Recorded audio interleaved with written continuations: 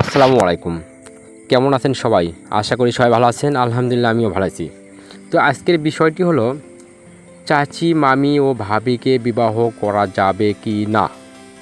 আসলে এই কথাটা জানতে হলে পুরো ভিডিওটি দেখতে হবে এবং বুঝতে হবে যে আসলে আমি কথাগুলো কীভাবে বলতেছি। এই কথাগুলো আমি একটু করে খণ্ড করে আপনাকে বুঝিয়ে দেব যে ভাবি, চাচি ও মামিকে বিবাহ করা যাবে কি না। আসলে কোরআন হাদিসে এইভাবে বলা নেই যে তাদেরকে বিবাহ করা যাবে না, আবার সরাসরি বিবাহের কোনো দলিলও দেয়া নাই। তবে হ্যাঁ, পর্যায়ক্রমে আছে। তো আগে আমরা বলি যে ইসলাম কি বলে, ইসলামে কার কার বিবাহ জায়েজ করেছে এবং কার কার বিবাহ নাজায়েজ করেছে। যেমন ধরুন, মায়ের পেটের বোন, খালা, ফুপি, বোনের মেয়ে অর্থাৎ ভাগ্নি, আর ভাইয়ের মেয়ে অর্থাৎ ভাতিজি, এই কয়েকজনকে হাদিস এবং কোরআনে সরাসরি আল্লাহ পাক নিষেধ করে দিয়েছে যে এই কয়েকজনকে বিবাহ করা হারাম হারাম হারাম। তবে এখানে কথা আছে যে তাহলে মামি, ভাবি ও চাচিকে বিবাহ করা যাবে কিনা। এখন এই বিষয়টা জানতে হলে পুরো ভিডিওটি দেখুন। যে প্রথমে চাচির কথা বলি। চাচিকে বিবাহ করা যাবে, তবে যদি চাচা যদি জীবিত থাকে এবং চাচা যদি ডিভোর্স না দিয়ে থাকে তাহলে চাচিকে বিবাহ করা হারাম। এবং যদি চাচা যদি মারা যায় এবং চাচা যদি চাচিকে ডিভোর্স দিয়ে রাখে তাহলে চাচিকে বিবাহ করা যাবে। এবং মামির ক্ষেত্রেও তাই, যে মামা যদি বিবাহ অবস্থায় থাকে, সম্পর্ক বৈবাহিক সম্পর্ক থাকে, তাহলে বিবাহ করা যাবে না। মামা মারা যেতে হবে অথবা মামা মামিকে ডিভোর্স দিতে হবে। এখানে ভাবির বিষয়টাও ঠিক তাই, যে ভাই যদি বেঁচে থাকে এবং যদি ভাইয়ের বিবাহ বন্ধন যদি এখনও আবদ্ধ থাকে, এখনও যদি তার স্ত্রী হয়ে থাকে, তাকে বিবাহ করা হারাম। যদি ভাই মারা যায় এবং ডিভোর্সে থাকে তখন বিবাহ করা যাবে, কিন্তু সেটা কত দিনের জন্য হতে হবে। এখানে বিষয় বেশ কয়েকটি রয়েছে। যেমন যদি চাচা বা মামা বা ভাই যেটাই বলুন না, সে যদি মারা যায়, ওই মেয়েটার কে মানে চাচি, মামি বা ভাবিকে বিবাহর জন্য 4 মাস 10 দিন পর্যন্ত অপেক্ষা করতে হবে। এই অপেক্ষা শেষ হলে তাকে বিবাহের জন্য আহ্বান করা যেতে পারে এবং বিবাহ করা যেতে পারে। এবং ভাবির ক্ষেত্রেও তাই, মামির ক্ষেত্রেও তাই, 4 মাস অপেক্ষা করতে হবে যদি মারা যায়।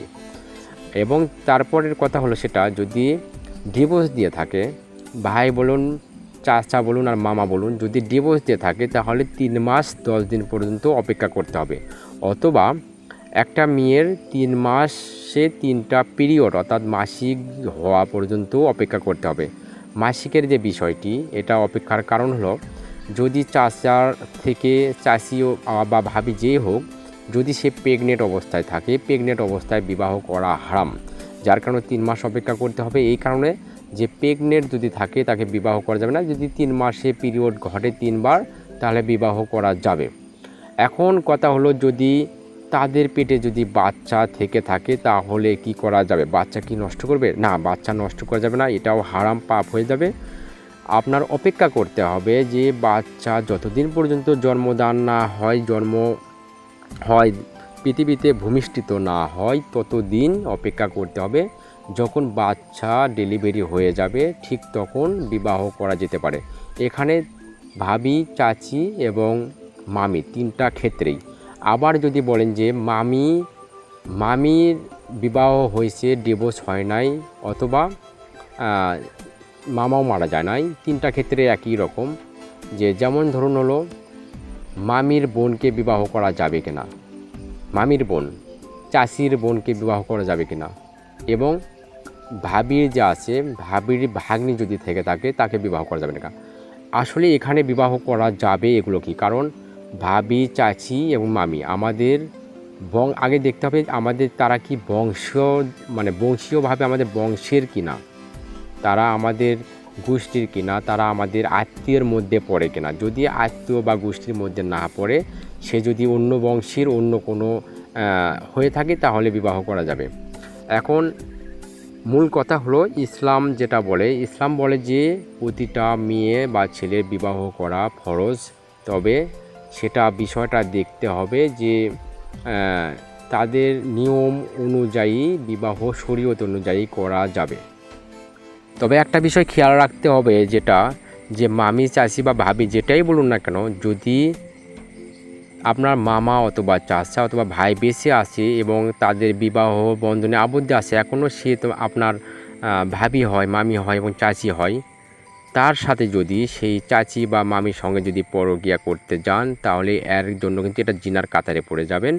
এর জন্য আপনার কিন্তু জাহান্নাম পর্যন্ত যাওয়া লাগতে পারে। তবে এটা করবে না, এটা ইসলামে পুরোটাই হারাম করে রাখছে।